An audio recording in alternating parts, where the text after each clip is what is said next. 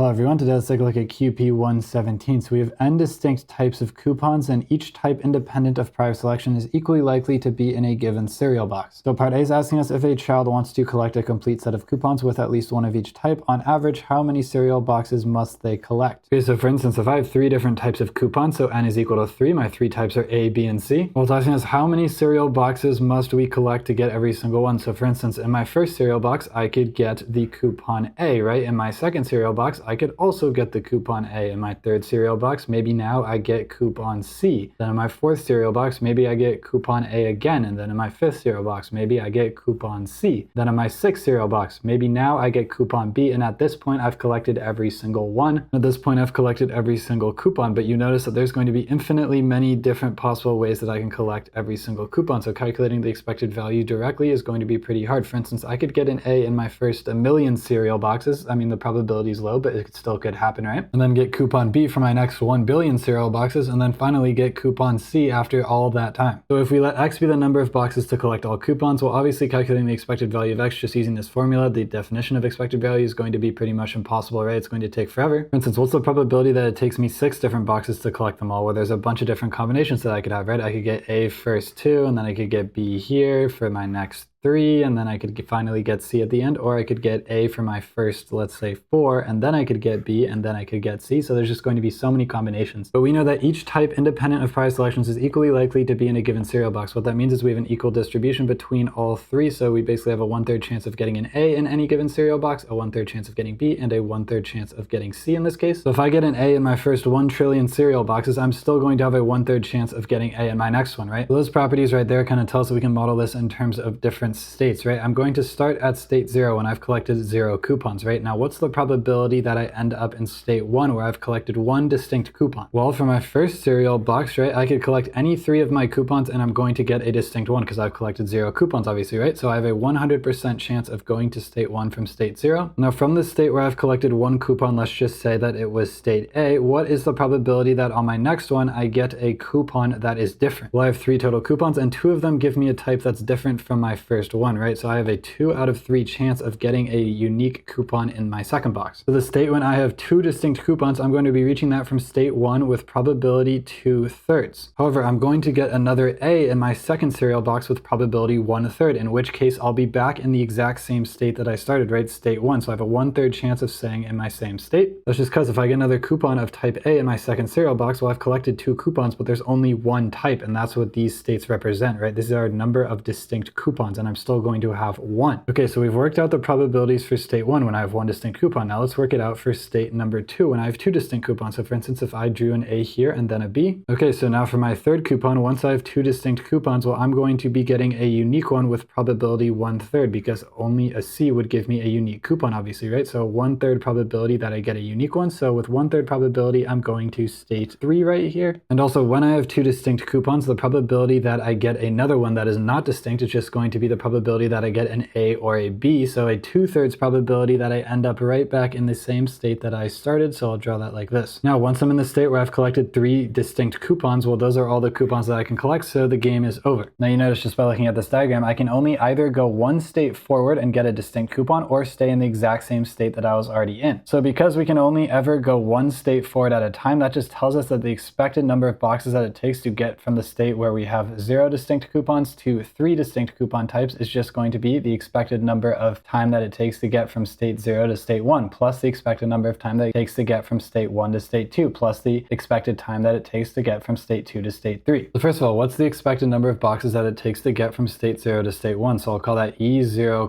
1. Well, this is easy right here. When I'm in state 0, I have a 100% chance of getting a unique coupon, so a 100% chance that it takes me 1 box to get a unique coupon, so 1. Now we ask ourselves, what is the expected amount of boxes that it takes for me to get from the state where I have 1 distinct coupon type to the state where I have 2 distinct coupon types? And just by looking at this, you can kind of see that it's going to be geometrically distributed, right? We're basically waiting for our first success, which happens with probability 2/3, and every failure happens with probability 1/3. So geometric distribution models the wait time until the first success. We did this in QP123, and we proved in that video that the EV of the geometric is just going to be 1 divided by P, where P represents the probability of success. In this situation, our probability of success, quote unquote success, is going to be 2/3. So 1 divided by by 2/3 is going to be equal to 3/2. Whenever you see this pattern where you have one arrow going into your same state and one arrow going out, you can just think geometric boom, and it's simple to calculate. Now, similarly, the expected time to get from state 2 to state 3, we have one arrow going in, one arrow going out. We can model this as geometric, right? 1/3 probability that we end up in the state where we have 3 distinct coupons, and a 2/3 probability that we end up in the exact same state. So 2/3 chance of failure, 1/3 chance of success. The expected value QP123 is going to be 1 over 1/3, which is equal to 3. So we learned that on average, it takes us 1 box to get from 0 coupons to 1 distinct coupon. It takes us 1.5 boxes to get from the state where we have 1 distinct coupon to the state where we have 2 distinct coupons. And it takes us 3 boxes on average to get from the state where we have 2 distinct coupons to the state where we have 3. So when we add these all up, right, 3 plus 3/2 plus 1, well, this is going to be 6 on 2, and this is going to be 2 on 2. We're basically going to get 11 on 2 right here, or 5.5. So this right here is the expected time to get from the state where we have 0 to the state where we've collected all 3 distinct coupons. But now we need to generalize to the case where we have n distinct types of coupons, so let's do that down here. Now, once we've done this for n equals 3, it shouldn't be too hard to generalize. I'm going to start in the state where I have 0 distinct coupons. I have a 100% probability of getting a unique coupon on my first box, so I'll do 100% right here. So now that I've got my 1 distinct coupon in my first serial box, what is the probability that I get another distinct one in my second? Let's just say I got a coupon of type 4 in my first one. Well, then the probability that I get a distinct one is going to be basically, well, I have n different types of coupons, and I've used one of them already, so my probability of getting another distinct one is just going to be n minus 1 divided by n. So I have an n minus 1 on n chance of moving to state 2, and then that means I have a 1 on n chance of getting another 4, right? So a 1 on n chance of staying in the same state. So now let's just say I got a coupon of type 5 in my second box. Now I'm in this state over here. So now what's the probability that I move on to state 3 when I have 3 distinct coupons? Well, 2 out of my n coupons would not give me a unique one, so I have a 2 out of n chance of staying in the exact same state, and that means that I have an n minus 2 out of n chance of moving on to state 3. Well, now the pattern's pretty obvious. Once I have 3 distinct coupons, I'm going to have a 3 out of n chance of getting a coupon that I already have, and basically an n minus 3 out of 3 chance of now ending up with 4 distinct coupons. And this pattern is going to continue. I have a 4 out of n chance of staying in the same state here, and an n minus 4 out of n chance of moving on to state 5, and etc. all the way till I get up to my state n minus 1, let's say. And now what are the odds that I end up in my final state n when I've collected all of my distinct coupons? Well, from this state right here, I've collected n minus 1 distinct, so let's just say it was all of them except for my nth coupon type. So I just have a 1 out of n chance of moving on to my final state, and basically an n minus 1 out of n chance of staying in the exact same state. Now again, arrow going to same state, arrow going forward. These are all geometrically distributed with success probability of this one up here in each of our states. So to calculate the expected number of boxes to reach our final state, we're basically just going to sum the waiting time to get from state 0 to state 1 plus the waiting time to get from state 1 to state 2 plus from state 2 to state 3, etc. And again, all these waiting times are geometrically distributed. So for our first one, we have success probability p, so our expected waiting time for that is just going to be 1 on p. In this case, p is 1. Now the expected waiting time from state 1 to state 2 is just going to be 1 divided by the success probability right here, which is going to give us n on n minus 1. Now for this one from state 2 to state 3, 1 divided by n minus 2 on n, which is going to be n on n minus 2. Then we're going to sum up basically n on n minus 3 and n on n minus 4. So I'll just say dot dot dot all the way up till we get to this success probability in our geometric distribution, right? We're going to have a 1 on n chance of getting to our final state, which is going to be an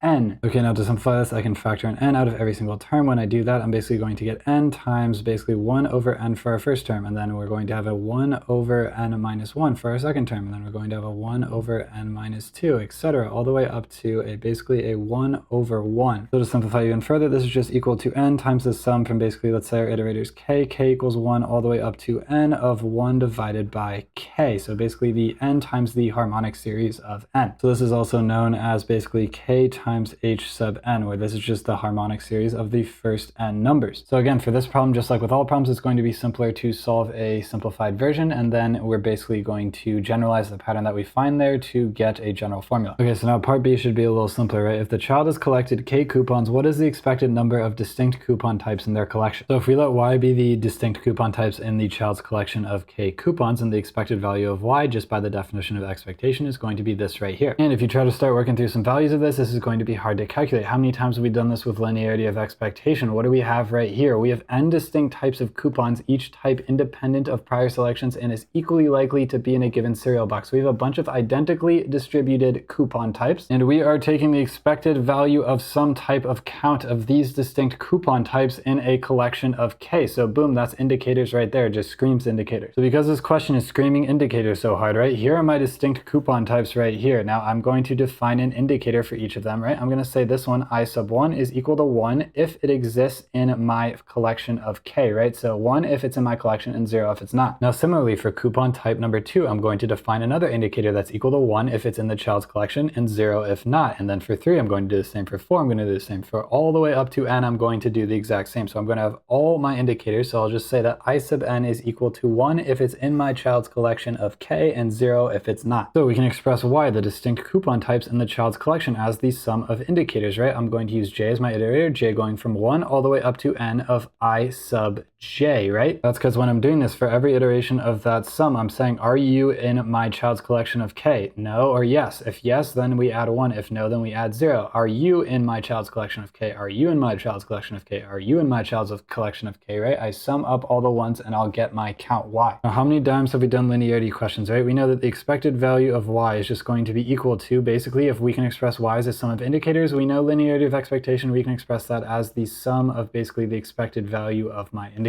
Now, what's the expected value of an indicator? What's the expected value of I sub j? Well, it's just going to be equal to the probability that I sub j is equal to 1. So let me just replace that up here. The probability that I sub j is equal to 1. We're summing that up over all my indicators, and now all my indicators are equally likely to be in a given cereal box, right? So they all come from the exact same distribution. All of my coupon types are equally likely to be in my child's collection of k. So the probability that my first indicator is equal to 1 is equal to the probability that my second indicator is equal to 1 is equal to the probability that any of my indicators equal to 1. So this probability right here is going to be the exact same regardless of my iterator. So I'm basically just summing a constant here. So this is just going to be equal to n times the probability that I sub n is equal to 1. Okay, so now what's the probability that my nth type is in my child's collection of k different coupons? Okay, now just to write it out, the probability that I sub j is equal to 1 is just the probability that a coupon of type j is in my child's collection of k different coupons. So this is just going to be a fat binomial CDF calculation that we can simplify greatly by just taking 1 minus the probability that I sub j is equal to 0. So this is the probability that the coupon of type j does not appear in any of my child's k different coupons. And all these coupon types are equally likely, so they come from the same distribution. It's going to be 1 on n. So for any given singular box, right, they're going to have a 1 on n chance of appearing within that box. And then for a specific type in a singular box, keyword singular box, we're going to have a probability of not showing up of 1 minus 1 on n. So that's just going to be equal to basically n minus 1 on n. So the probability that I sub j is equal to 0 is equal to the probability that it doesn't appear in any of my child's k boxes. For each one of these boxes, it has an n minus 1 on n chance of not appearing. So this is just going to be equal to 1 minus n minus 1 on n, and this is going to be raised to the power of k. Now finally, we've calculated the probability of any of our indicators being equal to 1. Now we can just plug that in up here to get our expected value. So when we do that, we're going to have n times 1 minus n minus 1 on n, and all of that's raised to the power of k. So that is our final answer for the expected number of coupon types in their collection, again made much simpler by linearity of expectation and using indicators.